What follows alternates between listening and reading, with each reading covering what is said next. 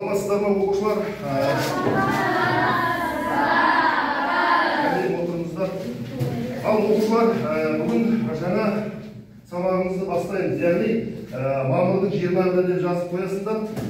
Яғни тақырыбымыз Нұрдәулет Ақыш нағыз әже қайда және қонақта деген бөлімін өтеміз бүгін оқушылар. Енді оқушылар, бұл өте керемет тақырып. Яғни сабағымыздың мақсаты әдеби шығарманың тақырыбы мен идеясын анықтаймыз.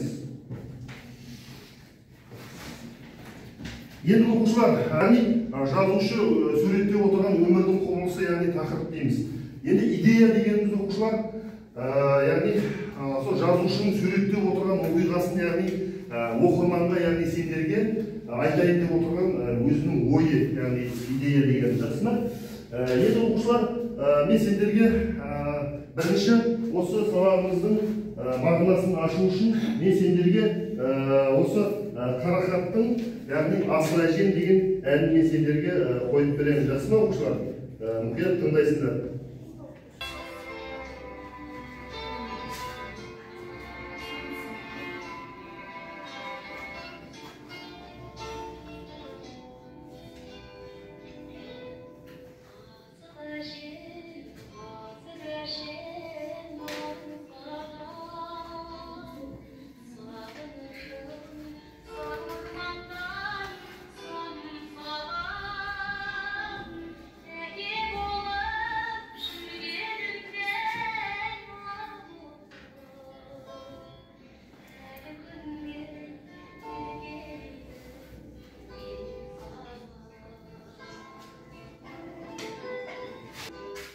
Жақсы оқушылар, мен сендерге осындай Қарақаттың Асыл әже деген өлеңінен, яғни үзінді қойып бердім. Яғни енді мен сендерге сұрақ жауап арқылы сендерге бір сұрақ беремін. Сендерде яғни міне бірінші топ, яғни Райхан тобына сұрақтар беремін. Яғни әже дегеніміз кім міне? Осыған кім жауап береді? Әже деген мысалы ретінде бір күн жұмыс істемесе, ұршық жерде отыратын балаларына ертең айтып беретін адамды әже деп айтамыз. Ол әженің ең басты қасиеті бата беріп білу керек. Жарайсың, отыр. Және қосымша кім айтады екен? Екінші топсынан айтса да оларды әже тобынан. Әже дегеніміз кім? Әже біздің өміріміздегі ең басты адамдардың бірі. Біз әжеміз, біздің тәрбиеміз әжеміздің қолында. Әжеміз бізге жақсы тәрбие береді. Жарайсың, отыр. Сен қосымша айта ғой балауса. Әже деген біздің әкемізді туған ана. Дұрыс айтасың, әкеміздің туған және әже, және бір әжеңіз бар ғой. Осыны Күлдәурен, нағашы әжеңіз. Жарайсыңдар, өте керемет. Енді оқушылар, және бір сұрақ беремін сендерге. Енді осы әженің бойында қандай қасиеттер болады деп ойлайсыңдар? Сол өз ойыңызды айтыңыздаршы, оқушылар. Қазірге әженің бойында ақкөңілдік, мейірімділік сияқты қасиеттер болады. Жарайсың, керемет отыра ғой. Жарайсыңдар. Енді мен сендерге осы Нұрдәулет Ақыштың нағыз әже қайда деген әңгімесін қысқаша түсіндіріп берейін. Енді бұл пәтерде, яғни қалалық жерде өсіп жатқан, яғни Ая және Райхан деген екі кішкене қыздың, яғни екеуі де балабақшада тәрбиеленіп жатқан қыздар. Яғни әкесінің есімі Азат деген. Енді бұл екі қыз әңгіменің басталуы былай. Үйде тыныш отырсын деп әкесі бұл екеуіне ертегі айтып беретін. Яғни қазақтың керемет ертегілерін айтады. Бұл өзінің бала кезіндегі, яғни естіп өскен ертегілерін айтып береді осы қыздарына. Бұлар яғни ұйып тыңдап, сол кезде тыныш отырып, яғни қазақтың ер төстік, құйыршық, одан кейін қайсы ертегілерін? Қасқыр мен тазы деген жарайсың. Осы ертегілерді осы қыздарына айтып берген. Енді осы кезде осы екі қыздан сұрайды, яғни апалы-сіңлі. Әке, біз балабақшада мұндай ертегілерді айтып бермейді ғой дейді. Сондағы айтатыны, бізде балабақшада Қызылтелпек, одан кейін доктор Айбалит осы ертегілерді бізге айтып береді. Сіз бұл ертегіні қайдан білесіз дейді. Сол кезде ол айтады, менің кішкене кезімде өте керемет әжем болды, әжем өте берімдеді. Ол кісі маған кішкене кезінде осы ертегілерді қазақтың яғни төл осындай керемет ертегілерін ауыз әдебиетінен маған үйретті дейді. Одан кейін оның осы әкесі Азаттың суреттеуі бойынша нағыз әже деген басына ақ кимешек киетін, үстіне камзолы бар, оюланған, аяғына бәсі киетін, яғни қазақтың ұлттық киімдерін киіп жүретін әже деп суреттейді. Сол кезде, осы кезде Райхан, яғни сіңлісі, яғни оларға сұрақ қояды. Осындай әже деген не дейді бұлар, әженің де не екенін білмейді. Осыдан сол әжені сипаттап бергеннен кейін бізге онда осындай әжемен таныстырасыз ба, көрсетесіз бе дейді. Әрине, уақыт өте мен сендерге көрсетемін деп осы кезде уәде береді. Одан кейін бір күні досы жолдастың қызы Ажар деген оқуға кірді дейді. Осыған біз шақырады бұл досы жолдас деген, осы Азатта. Осы яғни келіншегі балғыз екеуі осы кімнің досының үйіне барады жолдастың. Барғаннан кейін сол үйдің анасымен таныстырады. Анасын көргеннен кейін баяғы екі қыз маған әже, сіз шынымен әжесіз бе дейді. Нағыз әже болсаңыз бізге ертегі айтып беріңізші дейді. Одан кейін сол жолдастың келіні, жаңа досының, Азаттың, біздің әжем сендерге өтірікті айтып отыратын бұрынғы әжелер емес, сендер бізді басқынайын дедіңдер ғой деп, яғни бұл екі қызды қуып жібереді осы жерде, сол бар ана жақта ойнаңыздар деп. Одан кейін көңілі қалады екі қызда. Одан кейін ас қайтаратын кезде де өте кереметті бізге үлгі боларлықтай нәрселер бар. Осындай ас қайтармайды. Сол кезде біздің бабушка деп сол жерде, яғни көңілі толмай келеді Азаттың да қыздарының да, бірақ уәде береді, ең соңында мен сендерге нағыз әжені көрсетемін деп. Енді жалпы осы қысқаша кейін кітаптан көріп алсаңыздар да болады оқушылар. Міне бұл кітапханамызда міне осы кітап бар, алып оқысаңыздар болады. Нағыз әже қайда, мен Нұрдәулет Ақыштың. Міне көріп таныссаңдар да болады қазір. Жақсы ма оқушылар? Енді оқушылар, біз енді бірінші тапсырманы бастаймыз. Жақсы ма? Бірінші тапсырма оқушылар жұптық жұмыс болады. Жұптық жұмыста, яғни сендерге міне қағазға шығарып әкелдім. Екеуі ара, яғни парталасыңмен осыны орындайсыңдар оқушылар. Қарай ма? Екеуіңізге міне. Екеуі ара біреу. Сендерге міне.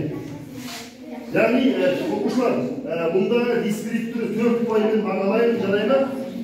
Осыны жақсылап орындайсыңдар. Ал қане оқушылар, 5 минут уақыт беремін. Осы 5 минуттың ішінде яғни қасыңыздағы жұбыңызбен, парталасыңызбен, яғни орындайсыңыздар осыны. Бола ма оқушылар? 4 паймен бағалаймын. Тездетейік қане оқушылар. Тапсырма өте оңай.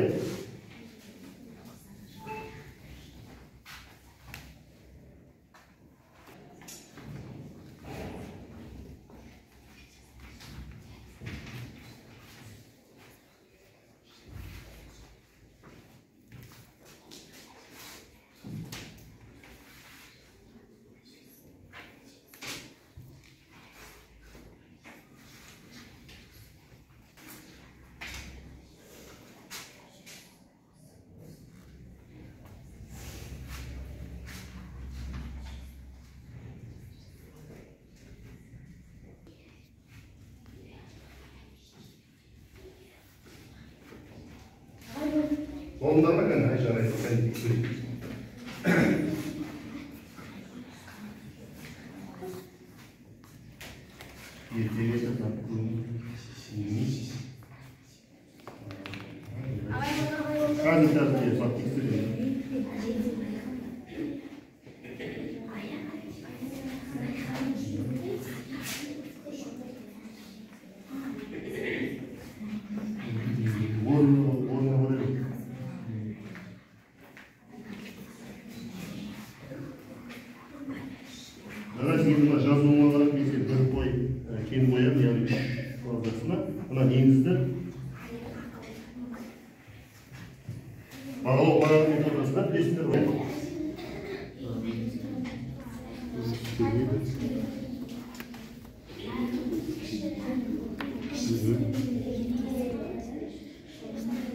Adamın есімін баса бітте жаз, жақсы ма?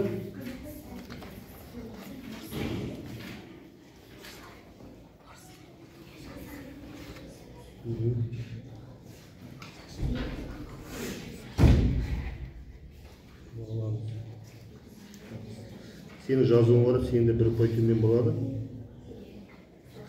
3 балмен бағалайын. Қазір бәріңіздер бағалайын.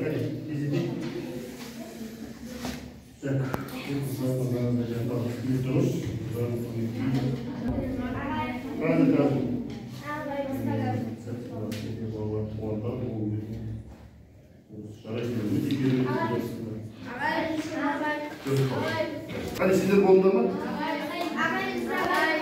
Қане болыңдар ма?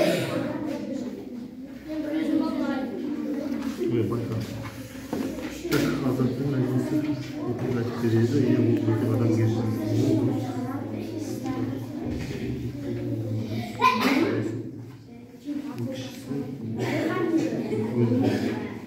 Салманы ұстайды, дұрыс айтасың.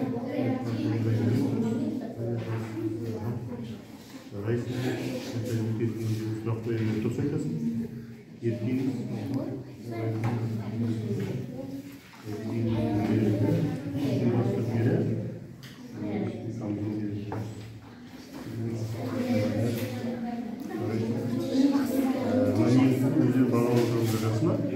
Қане, сені болдыңдар ма? Ал, 4 бал. Қазір, әкел. Қазір. Сеніңдер 20 көшіргенімді.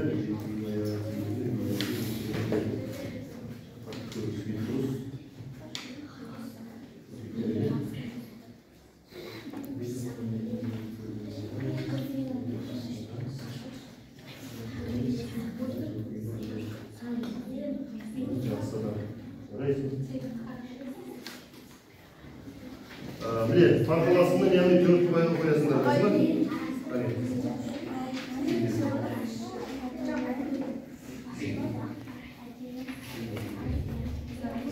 Сендер толық жазбағансыңдар. Сол себепті 2 болады.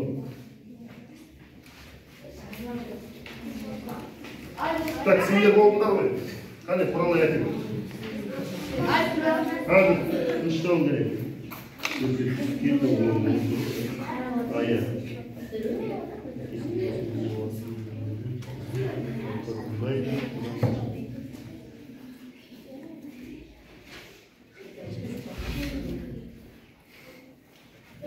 Жазуыңызды дұрыстап жазыңыздар, оқушылар.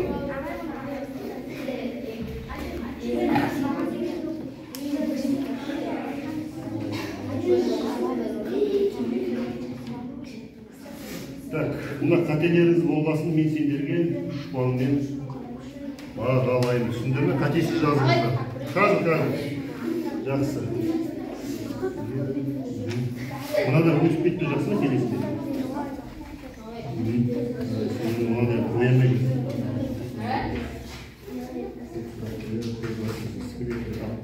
Ақ көңілден қосыл жазылады, жақсы ма?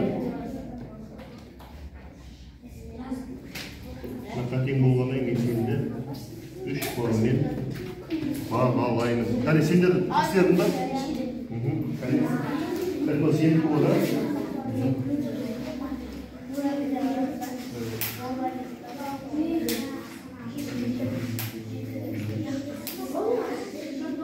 Ұрыстау жаз келесің, жасына?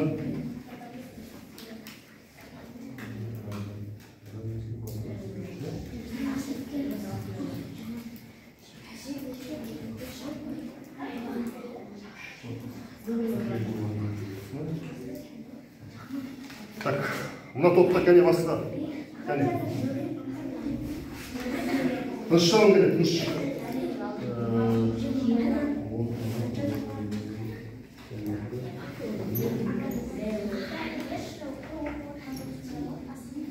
Кейін аспана болады.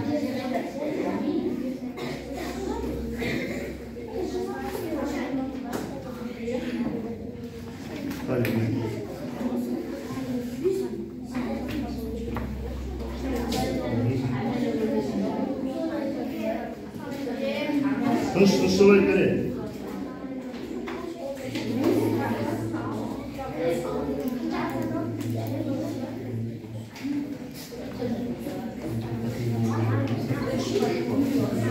Ал енді оқушылар, бірінші тапсырманы жұптық жұмысты жасап болып өте керемет жаздыңдар. Енді біз қазір екінші тапсырманы орындаймыз. Екінші тапсырма топтық жұмыс оқушылар. Топтық жұмыста оқушылар. Енді, яғни драма деген әдіс арқылы өтеміз оқушылар. Драма әдісі болғанда сендер осы кейіпкерлердің образына түсіп сендер кітаптың керекті жерінде диалогтар бар, сөйлескен. Сол жермен, яғни сахна осы жерге қойылым қоясында жарай ма оқушылар? Ал кәне, бұғанда 5 минут уақыт беремін, ойласып алыңыздар жасқа тобыңызбен. Одан кейін дайын болған топ айтасыздар жарай ма? Бізден кейін шуламай,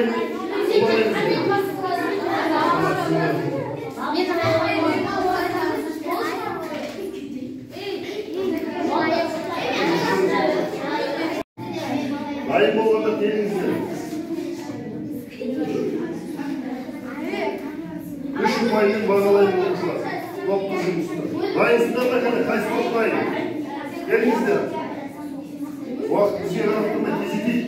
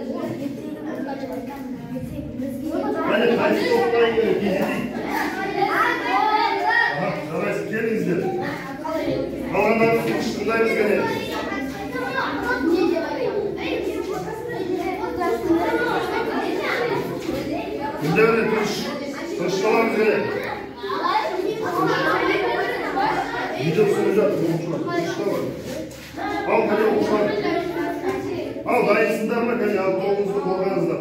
Әже, бізге ертек айтпеңізші. Не сендерге біздің әже ойыншық емес, әрі ойнады.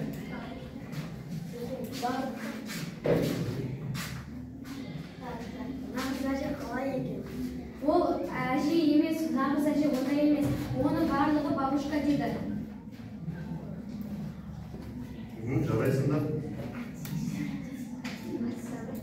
Мысалы, оны барлығы бабушка деп айтты. Ол бізге ертек айтып бермеді.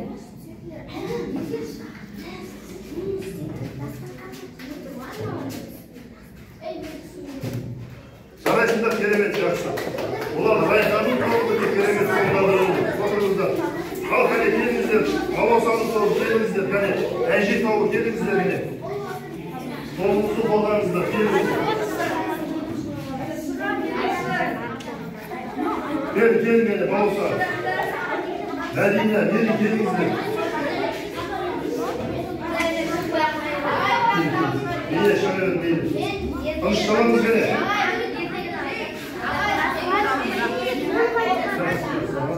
Тынышталыңыз кәне.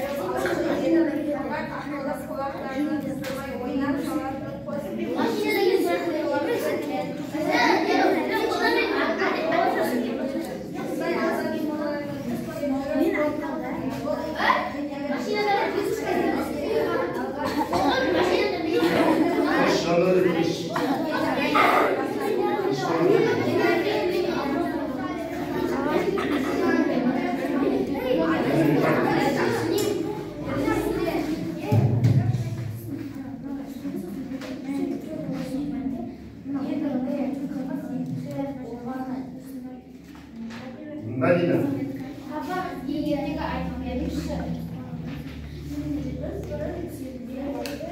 Аузын шығар ол Мәдина.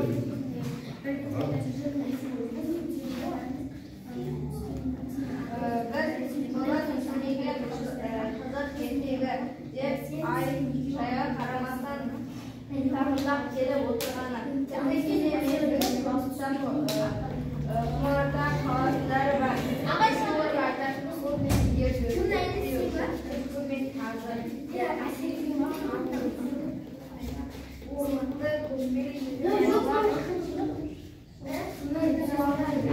Жарайсыңдар жақсы, әже тобы жақсы орындарыңызда отыра қойыңыздар. Ал енді кәне.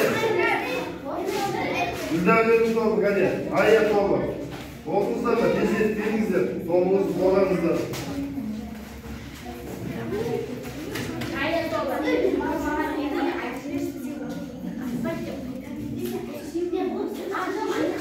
Тезет кәне, уақыт қарап тұрмайды, 5 минуттан өтіп кетті уақыт. Ал беріңіздер. Қалғандарымыз күрішінде отырамыз, жақсы ма? Ал беріңіздер.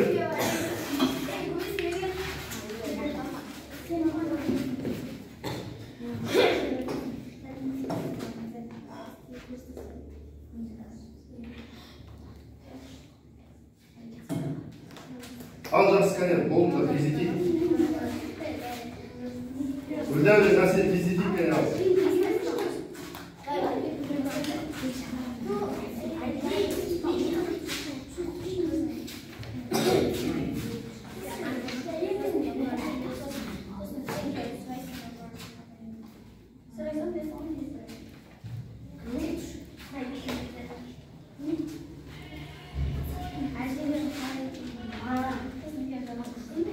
Ал кәне тезетеміз кәне, тезетейік, уақыт бізге қарап тұрмай тезетейік.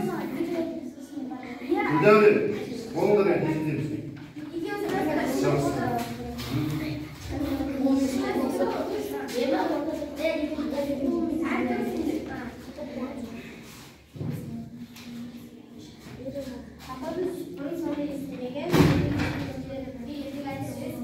Мен ертегі айта алмаймын, мен нағыз ертегі айтатын адамға апарайын дедім.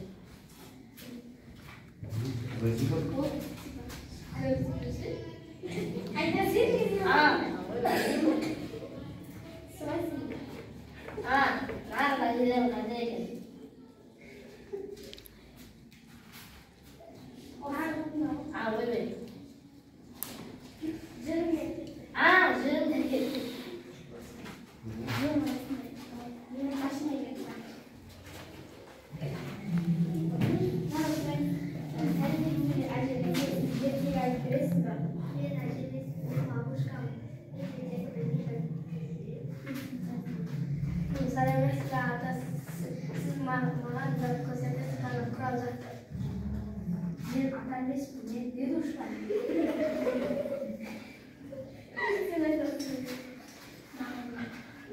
Нағыз ата мен әжелерің қандай екен?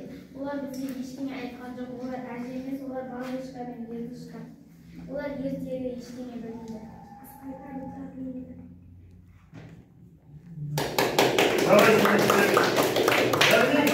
Аяның тобы, Гүлдәулердің тобы өте керемет тобын қорғады, жұмысты жақсы қорғады. Енді оқушылар, енді мен сендерге бағалаймын. Яғни үшеуіңізде өте керемет жақсы орындарында. Дегенмен маған осы Гүлдәулердің тобы, яғни ая тобы топтық жұмысты жақсы қорғады деп, яғни 3 ұпаймен бағалаймын. Сендерді осы әже тобын 3 ұпаймен бағалаймын. Өкінішке орай енді Райханның тобы көңілдегідей болмады, дегенмен жаман емес. Бұл топты 2 ұпаймен, енді сендер 2 ұпайға көтеріп қойыңыздар, жақсы ма қолыңыздағына? Енді оқушылар, 3-ші тапсырманы орындаймыз. 3-ші тапсырма жеке жұмыс. Яғни, мына суреттегі әжемен өзіңіздің үйіңіздегі әжені, яғни салыстыра суреттеп жазасыңдар, жақсы ма? Оқушылар, бұл жеке жұмыс. Әрқайсымыз өзіміз орындаймыз, жарай ма? Тапсырма өте оңай. Оқушылар, яғни осы суреттегі әжені көріп отырып, яғни кітапта да осы әженің суреті бар, сол әжемен өзіңіздің үйіңіздегі өзіңіздің әжеңізді салыстыра отырып, өз ойыңызды жазасыңдар, жарай ма? Ал кәне уақыт. Дәптерге орындаймыз, иә. Кәне оқушылар, тездетейік кәне. 5 минут уақыт беремін, тездетіңіздер оқушылар. Ал бастаймыз. Ал орындаңыздар. Яғни суреттегі әжені сипаттап жазыңыздар, одан кейін өзіңіздің әжелеріңізді жазасыңдар сипаттап, жарай ма?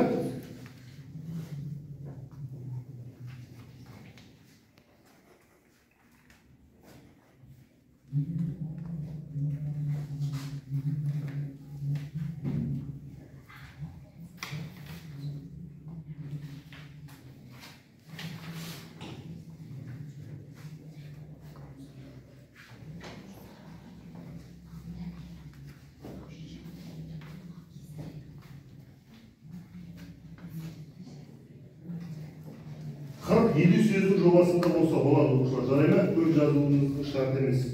40-50 сөздің жобасында жазыңыздар.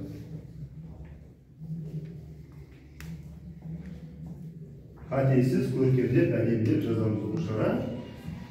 Азат жолдан бастап керемет қылып жазамыз.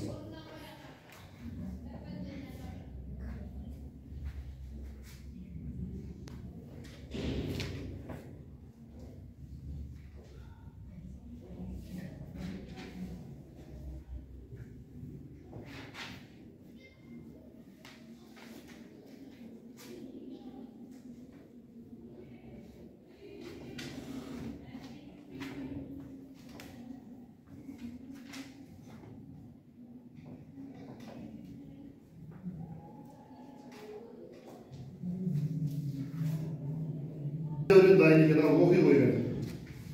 Менің әжем суреттегі әжеге ұқсас. Себебі менің әжем керемет дана адам. Ол өте керемет жан. Мен өз әжеммен мақтанамын. Әрқашан қолын киімізді көтеріп жүреді. Менің әжем нағыз әже деген атқа өте қатты лайықты. Суреттегі әжем немерелерін қуантып жүр. О, жарайсың, керемет кәне.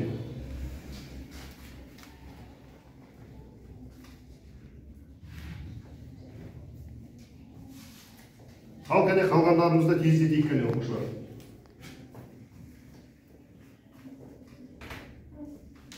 Ал балаусы. Бұл суреттегі әже түріне қарасақ өте мейірімді ақылына ұқсайды. Бұл суреттегі әже ұршық үйіріп және құрақ көрпеше тігіп отыр. Ал менің үйімдегі әжем ұршық үйірмейді, құрақ көрпеше тігеді. Себебі қазір бұндай ұршықтар жоқ. Мен әжемді жақсы көремін. Ой, жарайсың, керемет. Сен де өте балаусы керемет болып жарсың, әкел. Алды ғой.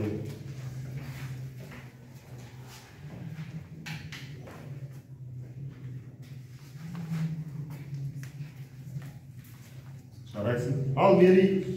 Мына әже мақтайды болып үстінде кимешек, аяғында мәсісі бар. Бұл әже көпте көрген айырғы заманның әжесі. Ал менің әжем асыл кісі. Бәрін біледі.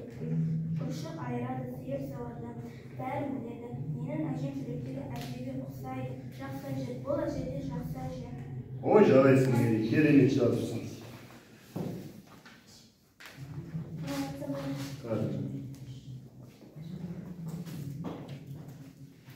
Жарайсың, Мери. Ал Айдана. Суреттегі әже ұршық үйіріп отыр. Мысалы, менің әжем, менің екі әжем бар. Біреуі анамның анасы, ал екіншісі әкемнің анасы. Мысалы ретінде қарты бар екен, қазынасы бар деген мақалға сенетін болсақ, қарты бар екен, қазынасы деген. Мысалы ретінде қарттығында бізге баяғыда бастарына жеткен заттарды айтып ақыл етеді. Мысалы ретінде сабақ оқымайтын балаларға сен сабақ оқы, өскен кезінде ақылдадан боласың деп ақыл айтады. Ой, жарайсың, керемет Айдана. Жақсы сабақты орындадың мен тапсырманы.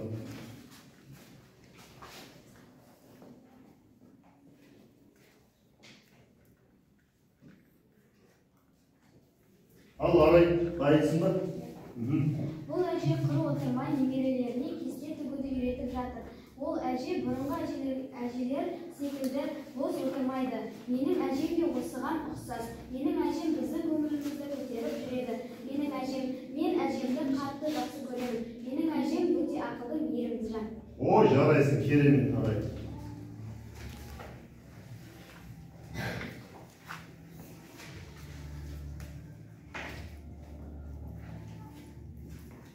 Мына несін бағалап. Кәне, басқа кім дайын кәне? Және?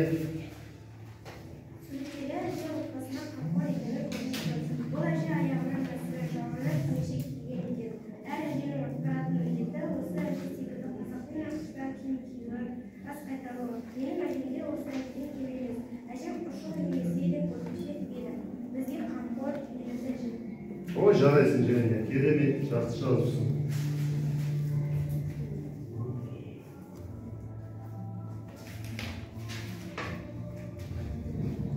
Жақсы, енді оқушылар, өте керемет орындадыңдар 3 тапсырманы. Енді біз сабағымызды аяқтаймыз. Яғни сабағымыздың аяғында бір сөйлеммен, яғни қорытындылаймыз, жақсы ма? Осы қорытындыда, яғни нағыз әже қандай болу керек? Сол жөнінде бір сөйлеммен жазыңыздар. Дәптерге жазыңыздар. Назерке. Мен өте керемет, ақылды, ерлі кісі. Ой, жарайсыз, керемет. Кәне, басқа кім дайын? Жасұлан. Нағыз әже үстіне қамзол мен келешек берді. Дана және ақылды адам. Ой, жарайсың, керемет, жарайсың. Кәне, әже тобынан кәне кім айтады кәне? Балауса? Нағыз әже үстіне қамзол, аяғына мәсет, үстіне келешек берді. Нағыз әже менің әжем болды. Ой, жарайсың, керемет, керемет, жарайсыңдар. Кәне, басқа кім айдана? Мысалы, нағыз әжелер үстіне камзол, басына кимешек, аяғына мәскер. Мысалы, ретінде кейбір қаланың адамдары, қаланың әжелері бата бере алмайды. Мен осы сабақта түсінгенім, қазақтың әжесі болсын, қаланың әжесі болсын, ол адам бата беру керек. Жарайсың, керемет, айдана өте керемет қылып тұжырымдаған екен. Ал енді оқушылар үйге тапсырма сендерге, яғни әже туралы өлең жаттап келесіңдер және әже туралы ізденіп мақал мәтелдер жазып келесіңдер дәптерлеріңе. Жарай ма? Ал сау болыңыздар оқушылар.